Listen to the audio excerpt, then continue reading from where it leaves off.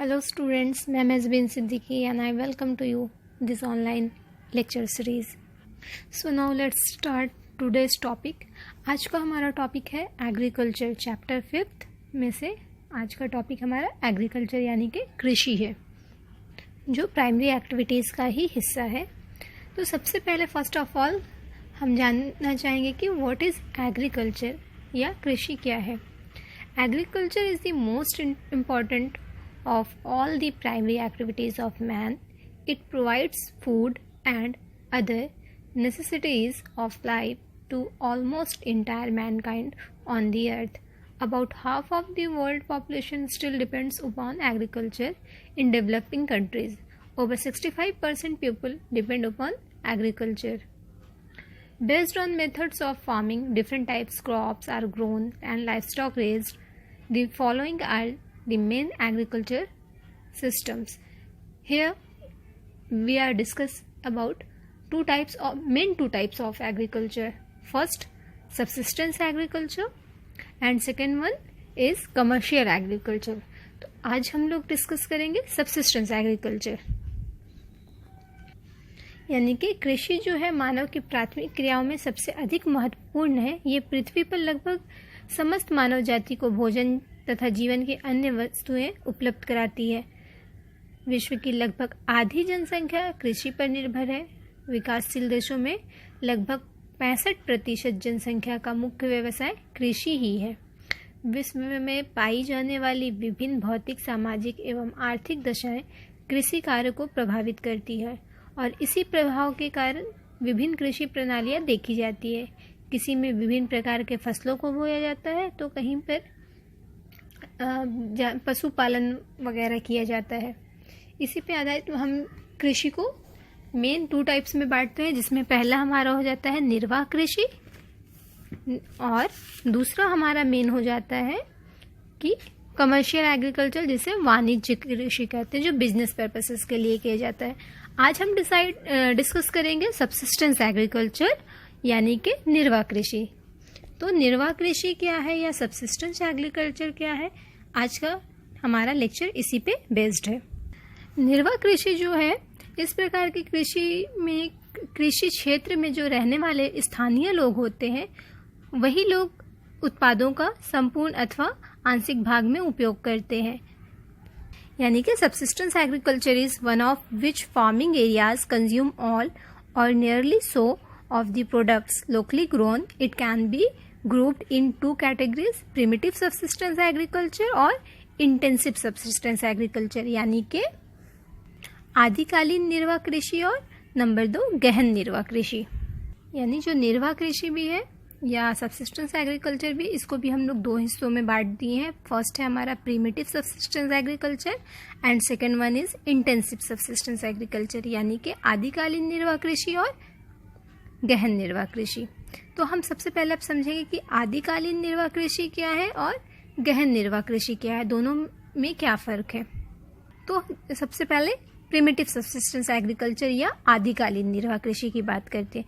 This is popularly known as shifting agriculture. This is the most primitive form of agriculture which is still practicised in some parts of the world, specially is the tropical forest.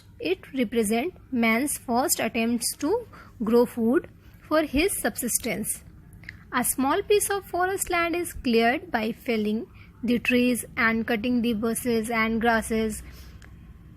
These are then burned, as a result of which is also known as slash and burn agriculture. The ash obtained by burning is mixed with soil, which is increasing its fertility. The crops are grown for a few years and the cultivator shifts to a new site when the fertility of soil is drastically reduced due to leaching, lack of organic matters and adverse effect of burning the vegetation. That's why it's known as shifting cultivation या shifting agriculture. It is practiced in a 2 or 3 years cycle. Sometimes the farmers come back to the abandoned pieces of land after 10-15 years and grow crops. This is known as bush fallow agriculture. यानी कि आदिकालीन निर्वाह कृषि जो है इसे स्थानांतरित कृषि, झूमिंग कृषि, कर्तन और दहन कृषि यानी अलग अलग जगहों पे अलग अलग नाम से जाना जाता है। इस कृषि में क्या होता है, जो इसे मतलब स्थानांतरित कृषि में सबसे अधिक इम्पॉर्टेंट है। इसका जो है कृषि का सबसे पुराना स्वरूप है, ये आदिम स्वरूप है, इसे स्थानांतरीय कृषि के नाम से भी जानते हैं। अब ये मतलब विश्व के या वर्ल्ड के कुछ हिस्सों में ही है, सब जगह ये अब देखने नहीं मिलता है, लेकिन ये सबसे पुरानी तकनीक में से एक है। इसका जो प्रचलन है या जो कार्य है मुख्य तौर पे उष्णकटिबंधीय वनों तक ही सीमित है। ये कृषि मानव द्वारा अन्न उगाने के लिए प्रथम प्रयास का प्रतीक है। कृषि की इस पद्धति में वन के एक छोटे टुकड़े को क्या कर देते हैं कि उसको साफ वाफ करके वहाँ की झाड़ी वगैरह को काट करके उसे साफ कर दिया जाता था, और जो कटी हुई वनस्पति वहाँ पर मिलती थी उसको क्या करते थे, जला देते थे। मतलब एक छोटा हिस्सा किसी एरिया का लेते थे और वहाँ की झाड़ी उड़ी को काट करके जला दिया जाता था, और उससे जो राख निकलती थी उसको मिट्टी में मिक्स करके उस एरिया में एग्रीकल्चर किया जाता था। इसलिए इसे कर्तन और दहन के नाम से भी, स्लैश और बर्न नाम से भी जाना जाता है। और जब वहाँ की मिट्टी में उर्वरक कम हो जाता था, वहाँ का क्षमता खत्म होने लगता था, तो क्या क्या करते थे, जो कृषक रहते थे उस एरिया को छोड़ करके फिर किसी नए एरिया में जाकर कृषि करते थे और फिर वहाँ पर उगाते थे। फिर कभी साल 10 साल 15 साल बाद हो सकता है जिस स्थान में वो पहले कृषि की तो वहाँ लौट करके आए, जब तक वहाँ की मिट्टी जो फिर से फर्टाइल हो जाए। तो इसे ही हम स्लैश और बर्न या स्थानांतरी, झूमिंग अलग अलग जगहों पे अलग अलग नाम से जानते हैं। ये जो है टोटली क्या है, सबसिस्टेंस एग्रीकल्चर का पार्ट है, यानी कि पुराने ज़माने वाली तकनीक में जो एग्रीकल्चर किया जा रहा था उसका हिस्सा है। और सेकेंड पॉइंट इज गहन निर्वाह कृषि और intensive subsistence agriculture. Intensive subsistence agriculture, this agriculture is mainly practiced in the densely populated regions of monsoon Asia. These areas include China, India, Pakistan, Bangladesh, countries of Southeast Asia and Japan. यानी जो गहन निर्वाह कृषि है इसका मुख्य क्षेत्र जो है एशिया के घने जनसंख्या वाले क्षेत्र हैं। इसमें चीन, भारत, पाकिस्तान, बांग्लादेश, दक्षिण पूर्वी एशियाई देश तथा जापान वगैरह शामिल है। इसमें भी 2 प्रकार की खेती की जाती है या एग्रीकल्चर किया जाता है, जिसमें नंबर 1 है intensive subsistence agriculture dominated by weight paddy cultivation, यानी चावल प्रधान गहन निर्वाह कृषि। And second one is intensive subsistence agriculture dominated by crops other than paddy, चावल रहित गहन निर्वाह कृषि।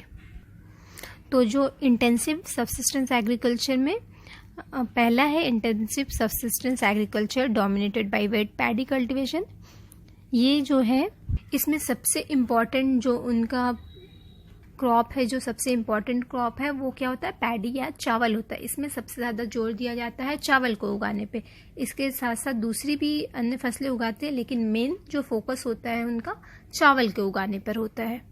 और जो दूसरा है हमारा यानी कि intensive subsistence agriculture dominated by crops other than paddy, यानी चावल रहित गहन निर्वाह कृषि जो है उसमें क्या है कि चावल को छोड़ करके बाकी दूसरे फसलों पर, क्रॉप्स पर फोकस करते हैं। इसमें क्या करते हैं, गेहूँ, सोयाबीन, जौ और भी अलग अलग तरह की फसलें उगाई जाती है। और ये खास करके ऐसे क्षेत्रों में किया जाता है जहाँ पर पर्याप्त रूप से या बहुत अच्छी मात्रा में बारिश नहीं होती है, क्योंकि धान या चावल की खेती के लिए ज़्यादा बारिश की ज़रूरत होती है। तो ऐसे एरिया में जहाँ कम बारिश होती है वैसे एरिया में चावल रहित गहन निर्वाह कृषि की जाती है। एक और इसमें पॉइंट ऐड करेंगे, प्लांटेशन एग्रीकल्चर। ये तीसरा पॉइंट है। पहला हमारा था सबसिस्टेंस एग्रीकल्चर, दूसरा जिसमें हमने प्रिमिटिव सबसिस्टेंस एग्रीकल्चर पढ़ा, दूसरा हमारा था इंटेंसिव सबसिस्टेंस एग्रीकल्चर, तीसरा हम पढ़ रहे हैं प्लांटेशन एग्रीकल्चर यानी कि रोपण कृषि। The main areas of plantation agriculture are tropical and subtropical parts of Asia, Africa, South America and Central America. It is a commercial agriculture in which crops like tea, coffee, cocoa, rubber, cotton, oil palm, sugarcane, bananas and pineapple are grown to be sold in the market. यानी कि रोपण कृषि के जो मुख्य क्षेत्र हैं Asia है, अफ्रीका है, दक्षिण एवं मध्य अमेरिका है, और इसके अलावा सम पार्ट्स और भी हैं। इसमें क्या किया जाता है कि इसके अंदर हम लोग गन्ना, केला, कपास, रबड़, कोको, कहवा, चाय, अनानास, इन सारी फसलों को उगाया जाता है। ऐसी खेती में क्या होता है, जो फार्म का साइज़ या बागानों का साइज़ होता है वो बहुत बड़ा होता है, और कुछ फार्म तो हज़ारों हेक्टेयर में होते हैं। बड़े बड़े फार्म में इसकी फार्मिंग की जाती है। इसके अलावा इसमें पूंजी यानी जो पैसे हैं, निवेश जो किया जाता है वो ज़्यादा होता है। तकनीकी आधार और वैज्ञानिक विधियों का भी प्रयोग किया जाता है ताकि अच्छी से अच्छी फसलें उगाई जा सके, और साथ ही साथ सस्ता और कुशल जो श्रम होता है यानी कि जो लेबर होते हैं उनको स्थानीय लोगों को ही किया जाता है ताकि कम खर्च में अच्छा रिजल्ट मिले। बागानों को कारखानों तथा बाज़ार से जोड़ने के लिए कुशल एवं सस्ते परिवहन का प्रयोग किया जाता है। अलग अलग कंट्रीज़ में अपने क्लाइमेट के अकॉर्डिंग इस टाइप की खेती या फार्मिंग की जाती है। नेक्स्ट वीडियो लेक्चर में हम डिस्कस करेंगे कमर्शियल एग्रीकल्चर के बारे में। आज का लेक्चर बेस्ड था हमारा एग्रीकल्चर पे, जिसमें हम सब्सिस्टेंस एग्रीकल्चर और सब्सिस्टेंस एग्रीकल्चर के 2-3 पार्ट्स पढ़े, जिसमें प्रिमिटिव सब्सिस्टेंस था और इंटेंसिव सब्सिस्टेंस एग्रीकल्चर था। Hope you learn it. Next video में फिर मिलते हैं इस एग्रीकल्चर वाले पार्ट को कंटिन्यू करते हुए। आज के वीडियो लेक्चर में बस इतना ही। Thank you.